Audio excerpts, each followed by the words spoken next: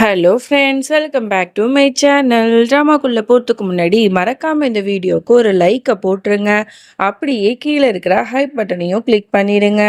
ரொம்ப நாளைக்கு அப்புறம் மறுபடியும் வீடியோ போட வந்துட்டேன். ஸோ அதனால இன்னைக்கு இந்த வீடியோ கொஞ்சம் லாங்காக போடலான்னு முடிவு பண்ணியிருக்கேன். ஸோ ஸ்கிப் பண்ணாமல் ஃபுல்லாக பார்த்து என்ஜாய் பண்ணுங்க. சரி வாங்க ட்ராமாக்குள்ள போகலாம்.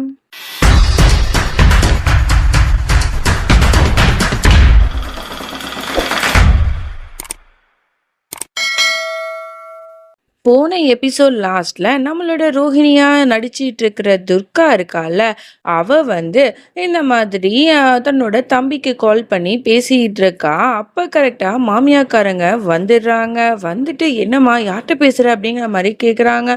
ஐயோ நம்ம பேசுனதெல்லாம் கேட்டிருப்பாங்களோ அப்படின்னு சொல்லிட்டு இவ முழிச்சுக்கிட்டு இல்ல அது வந்து அப்படின்னு சொல்றா. சரி சரி பரவாயில்ல, ஏன் பயப்படுற, விடு விடு, இது உன்னோட வீடு தானே, நீ யார்கிட்ட வேணா பேசலாம் அப்படின்னு சொல்லிட்டு இந்த அம்மா உனக்காக மஞ்சள் கலந்த பால் எடுத்துட்டு வந்த குடி அப்படின்னு சொல்லிட்டு கொடுக்குறாங்க. இது எனக்காகவா அப்படிங்கிற மாதிரி அவளும் கேட்குறா. ஆமா உனக்காக தான், உனக்கு கொஞ்சம் உடம்பு சரியில்லாத மாதிரி இருக்குல்ல, இதெல்லாம் குடிச்சா உனக்கு கொஞ்சம் நல்லா இருக்கும் குடி அப்படின்னு சொல்லிட்டு கொடுக்குறாங்க. இவங்க வந்து இவளை ரொம்ப பாசமா பாத்துக்கிறது எல்லாத்தையும் பார்க்கும்போது துர்காவுக்கு ரொம்பவே சந்தோஷமாயிடுது. அப்படியே ஆனந்த கண்ணீரே வந்துடுது. அப்படியே அலறா.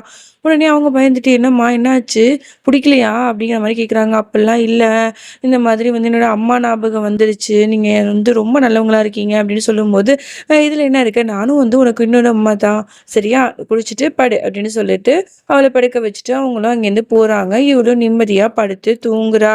அப்படியே இங்க கீழே தான் காட்டுறாங்க. பரத்வாஜ் வீட்டுல இருக்கிறவங்க எல்லாருமே ஜாலியா சந்தோஷமா ரோஹிணி வந்ததை வந்து கொண்டாடிட்டு சிரிச்சு பேசிட்டு இருக்காங்க. அப்ப சித்தார்த்தோட முகம் மட்டும் ரொம்ப வாடி இருக்கு. ஏன்னா ரோஹிணி வந்து ரூமை விட்டு வெளில போக சொல்லியிருப்பா இல்லையா. ஸோ அதெல்லாம் நினைச்சு ஃபீல் பண்ணிட்டு இருக்கா. என்னாச்சுப்பா, என்னாச்சு, ரோஹிணி தான் வந்துட்டாலேயே ஒரு மாதிரி இருக்கு அப்படின்னு கேட்டா அதெல்லாம் ஒன்றும் இல்லையே அப்படின்னு சொல்லி சமாளிக்கிறான். அதோட இங்க நம்மளோட சீமா இருக்கால, அவளுமே அழுதுட்டு டெரஸ்ல வந்து நின்றுட்டு இருக்கான்.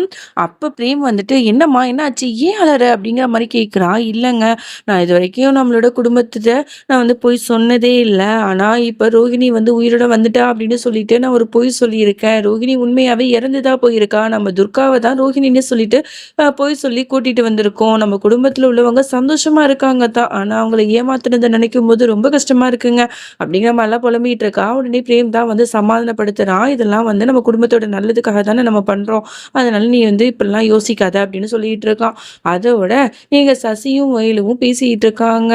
எப்படி இது நடந்திருக்கும் அப்படின்னு வேலு கேட்க, உடனே சசி சொல்றா, நான் அடிச்சு சொல்லுவேன், இது ரோகிணியே கிடையாது, இந்த சீமா வந்து ஏதோ ஒரு கிரிமினலா வேலையை பார்த்துட்டா, அந்த உண்மையான அந்த போலி ரோகிணியை பத்தி நம்ம எல்லாத்தையும் கண்டுபிடிக்கணும், அவளோட ரூம்ல போய் நம்ம சர்ச் பண்ணி பார்ப்போம் அப்படிங்கிற மாதிரிலாம் இங்க பேசிட்டு இருக்காங்க.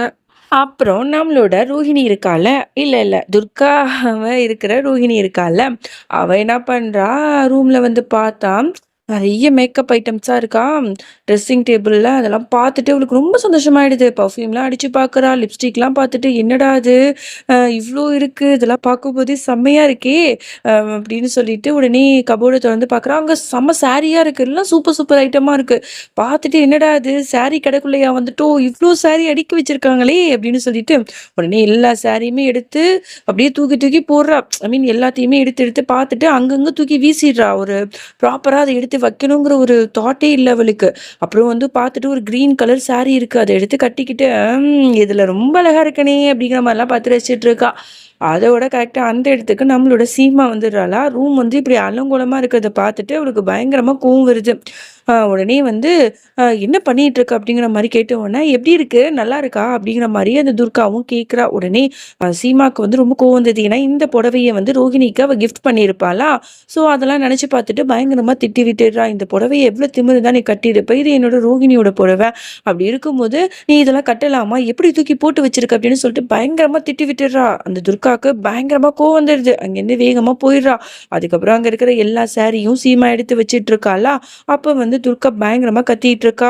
என்ன நினைச்சிட்டு இருக்க சீமா, ரொம்ப பேசிட்டு இருக்க நீ, இந்த சாரியை எடுத்ததுனால என்னை வந்து அசிங்கப்படுத்துறியா, இதுக்கப்புறம் நான் இந்த வீட்டை இருக்கவே மாட்டேன், நான் போறேன் அப்படின்னு சொல்லிட்டு ரொம்ப கத்துறா. உடனே சீமா வந்து அழுதுட்டே சொல்றா, அந்த பாரு நானும் ரோஹிணியும் ரொம்ப ரொம்ப பாசமான அக்கா தங்கச்சா இருந்தோம், அப்படி இருக்கும்போது நீ அவளோட சாரியை நான் பொக்கிஷமா வச்சிட்டு இருக்கேன், அவள் இந்த உலகத்துல இல்லாததே என்னால ஏத்துக்க முடியல, அவளோட ஒவ்வொரு பொருளையும் நான் பார்த்து பார்த்து வச்சிருக்கேன், நீ இப்படி அலங்கோலப்படுத்தி வைக்கும் போது எனக்கு கோவம் வந்துருச்சு. அப்புறம் அந்த சாரி இருக்குல்ல, அது வந்து ஒரு பெரிய ஃபிளாஷ் பேக்கே இருக்கு, அவளோட பர்த்டேக்கு தானே ஆசையா எடுத்து குடுத்தேன். அப்படிப்பட்ட சாரிய நீ வந்து இப்படிலாம் கட்டிட்டு வந்து நிக்கும்போது என்னால அத ஏத்துக்க முடியல அப்படின்னு சொல்லும்போது, ஒரு வழியா பேசி சமாளிச்சிடுறா. அவளும் ஓகே, ஓகே விடு நானும் அப்படி பண்ணியிருக்க கூடாது அப்படிங்கிற மாரி சொல்லிட்டு, அப்படியே வந்துடுறா. அப்புறம் அஞ்சலி பாப்பா இருக்கால்ல, அவ வந்து பயங்கரமா அழுதுட்டே இருக்கா. "எதுக்கு இந்த குழந்தை இப்படி அழுதுட்டே இருக்கு? எனக்கு காது அடைக்குது" அப்படின்னு சொல்ல, இல்ல அவளுக்கு தூக்கம் வருது. அதான் நான் தூங்க வச்சுருவேன் கொஞ்ச நேரத்துல" அப்படின்னு சொல்லிட்டு அஞ்சலிய தூங்க வைக்கிறா. சீக்கிரம் தூங்க வை" அப்படிங்கிற மாரி சொல்லிட்டே இருக்கும்போது, அப்போ தலகாணிக்கு கீழ ஒரு சுருக்கு பை மாரி வச்சிருக்கா. சீமா பார்த்துட்டு, "அம்மா இது என்ன?" அப்படின்னு கேட்கும்போது, "இதுல வந்து என்னோட அ பொக்கிஷமே இதுல தான் நான் வச்சிருக்கேன்." அதாவது அப்படின்னு சொல்லிட்டு அந்த ஃபோட்டோலாம் எடுத்து காட்டுறா. இந்த மாரி என்னோட அம்மா, எல்லாருமே இருக்கிற என்னோட ஃபேமிலி ஃபோட்டோலாம் இருக்கு பாரு அப்படின்னு சொல்லிட்டு ஒண்ணு ஒண்ணுத்தையும் காட்டுறா. "ஓ! இதான் உங்க அம்மாவா?" அப்படின்னு சொல்லிட்டு சீமாவும் பார்த்துட்டு இருக்கா. "என் அம்மா வந்து நான் சின்ன வயசா இருக்கும்போதே இறந்துட்டாங்க.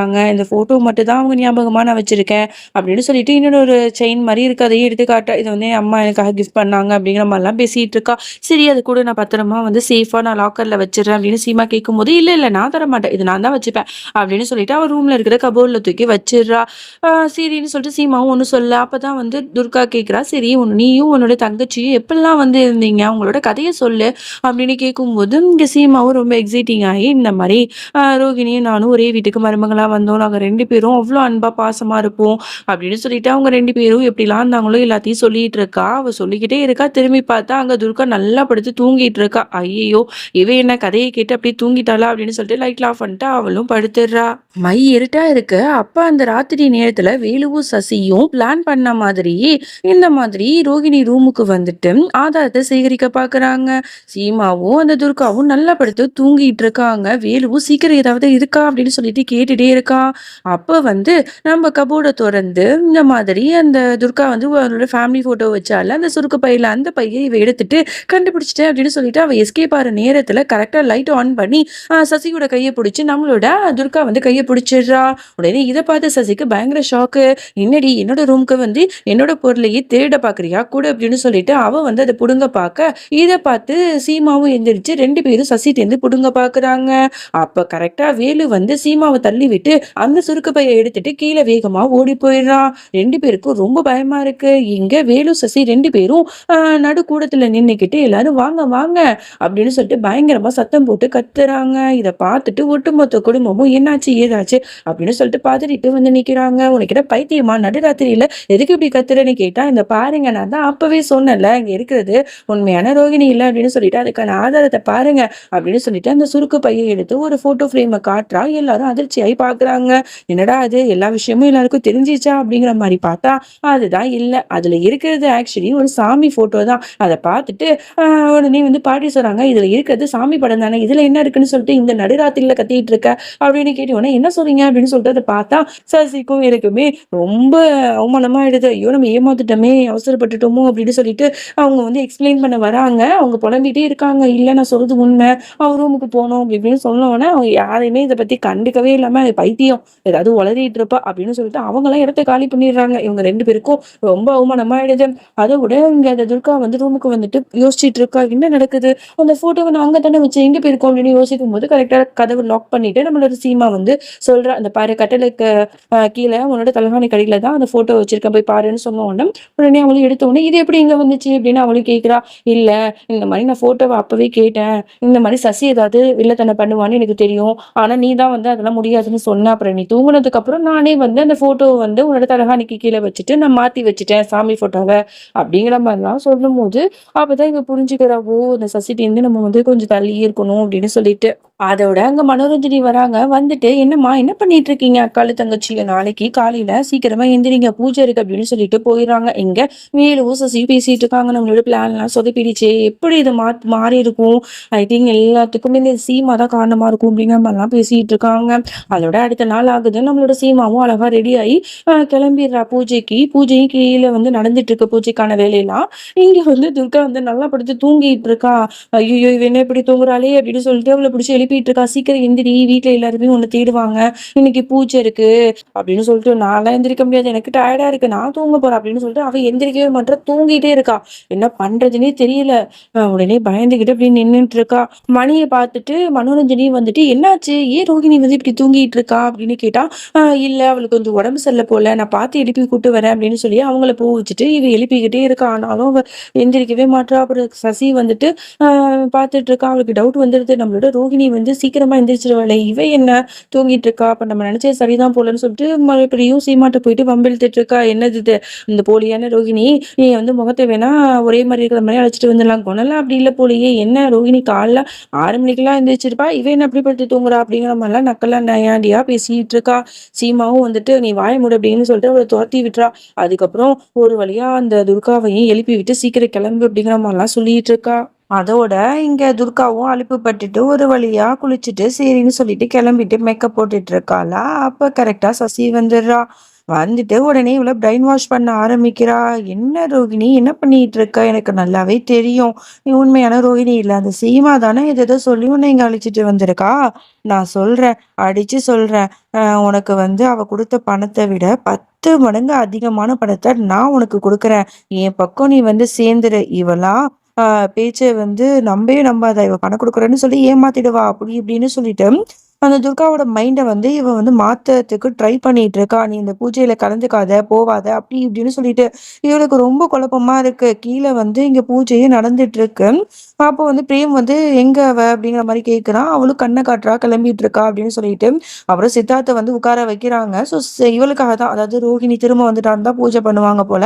ஸோ "எங்க அந்த பொண்ணு எங்க? கூப்பிடுங்க" அப்படின்னு சொன்ன உடனே, "சீமா வந்து நான் அழைச்சிட்டு வரேன்" அப்படின்னு சொல்லிட்டு அவன் வந்து மாடிக்கு போயிட்டு போய் பார்க்கலான்னு போனா, இங்க வந்து அந்த துர்கா வந்து என்ன பண்றா, அப்படியே சிலை மாரி அப்படியே உட்கார்ந்துட்டே இருக்கா. அப்படியே யோசிச்சுக்கிட்டு. இங்க வந்து சசியுமே வந்து சிரிச்சுக்கிட்டு இருக்கா. கண்டிப்பா வந்து அந்த ரோஹிணி வந்து கண்டிப்பா கீழ வரமாட்டா. நம்ம அப்படி போட்டுருக்கோம்ல பேச்சு அப்படிங்கிற மாரிலாம் இவ நினைச்சு சிரிச்சுட்டு இருக்கா. இங்க சீமா வந்து அவள பார்த்த உடனே, "என்னாச்சு? எதுக்கு நீ இப்படியே உட்கார்ந்துட்டு இருக்க?" அப்படின்னு சொல்லிட்டுலாம் அவ கேட்டுட்டு இருக்கா. உடனே வந்து அவ சொல்றா, "இல்ல, இல்ல என்னால வர முடியாது. இந்த பாரு நீங்க நடிக்க தான் சொன்னேன். நீ இஷ்டத்துக்கு அப்படி பண்ணி, இப்படி பண்ணுங்கிற. இதெல்லாம் என்னால முடியாதுன்னு நெனைக்கிறேன். நான் பேசாம எங்க ஊருக்கே நான் போயிடுறேன்" அப்படின்னு சொல்லிட்டு அந்த துர்கா சொன்ன உடனே சீமாக்கு என்ன பண்றதுன்னு தெரியல. அவளோட காலுக்கிட்ட உட்காந்துக்கிட்டு ரொம்ப அழுது கெஞ்சுறா. "தயவு செஞ்சு என்ன புரிஞ்சுக்க. உனக்காக தான் எல்லாரும் வெயிட் பண்றாங்க. நம்ம எல்லாத்துட்டயும் சொல்லியாச்சு. நீ தான் ரோகிணின்னு சொல்லிட்டு. இப்ப நம்ம மாத்தி பேசினா சரியா இருக்காது. உனக்காக தாம்மா எல்லாம் வெயிட் பண்றாங்க. தயவு செஞ்சு வா" அப்படி இப்படின்னு சொல்லிட்டு அவள்ட்ட கெஞ்சி கூத்தாடி ஒரு வழியா அவள கஷ்டப்பட்டு சமாளிச்சு கீழயும் அழைச்சிட்டு வரா. அவள பார்த்த உடனே சசிக்கு காண்டாவுது. "என்னடா இது? நம்ம இவ்ளோ பேசியுமே கீழ வந்துட்டாளே!" அப்படின்னு சொல்லிட்டு யோசிச்சுட்டு இருக்கா. அதோட சித்தார்த் பக்கத்துல வந்து அவள நிக்க வைக்கிறாங்க. அதுக்கப்புறம் பூஜைலாம் இங்க நல்லபடியா நடந்துட்டு இருக்கு. அப்ப வந்து இதெல்லாம் பார்க்குற சசியும், வேலுவும் காண்டாயி பார்த்துட்டு இருக்காங்க. அப்பதான் வேலு சொல்றான், "இந்த மாதிரி வந்து நான் அவள பத்தின ஏதாவது டீட்டெயில்லாம் கலெக்ட் பண்றதுக்காக போறேன்" அப்படின்னு சொல்லிட்டு அவனும் எங்கேயோ போறான். அந்த ரோகிணிய பத்தி தெரிஞ்சுக்கிறதுக்கு போறான் போல. ஐ திங்க் துர்காவ பத்தி. அதுக்கப்புறம் இங்க வந்து ஆரத்தி வந்து எடுக்க சொல்றாங்க ரோகிணிய. அவளுமே வந்து பதறிக்கிட்டே இத எடுத்துட்டு இருக்கா. அப்போ வந்து 2 பேரும் ஒண்ணா ஆரத்தி எடுக்கும்போது தெரியாம துர்கா வந்து அந்த தட்ட கீழ போட்டுடுறா. எல்லாரும் ஷாக் ஆகி பார்க்குறாங்க. "என்னடா இது? அபசகுனமாச்சே" அப்படின்னு சொல்லிட்டு. உடனே சசி சும்மா இருப்பாளா? உடனே வந்து வம்பிழுக்க ஆரம்பிக்கிறா. "ஐயய்யோ! என்னது இது? இவ்ளோ அபசகுனமாச்சே! அப்படியா? இப்படியா? இதெல்லாம் வந்து உண்மையான ரோகிணியா இருந்தா இப்படி பண்ணுவாளா? காலைல லேட்டா எந்திரிக்கிறா. ஒரு பூஜை கூட பண்ண தெரியல. தட்ட கீழ போடுறா. அப்படியா? இப்படியான்னு சொல்லிட்டு ரொம்ப வந்து தப்பு தப்பா பேசி அவங்க பிரெயின் எல்லாம் வாஷ் பண்ண பார்க்குறா.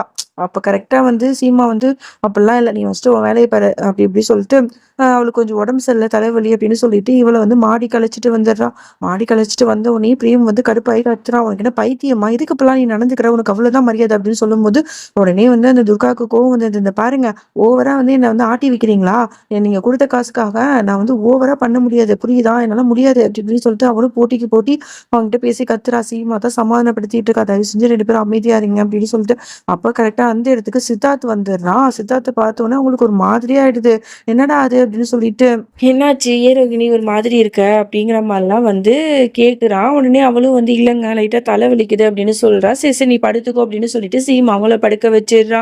இவனுக்கு ஒரு மாதிரி இருக்கு. "ஏன் தான் அப்படி இருக்கா தெரியலையே ரோகிணி" அப்படின்னு சொல்லிட்டு. அதோட இங்க சசி வேலுக்கு கால் பண்ணி, "என்னாச்சு? ஏதாவது விசாரிச்சியான்னு?" கேட்டா. "என்ன விசாரிக்கிறது? நானும் வந்து பார்த்துட்டு தான் இருக்கேன்.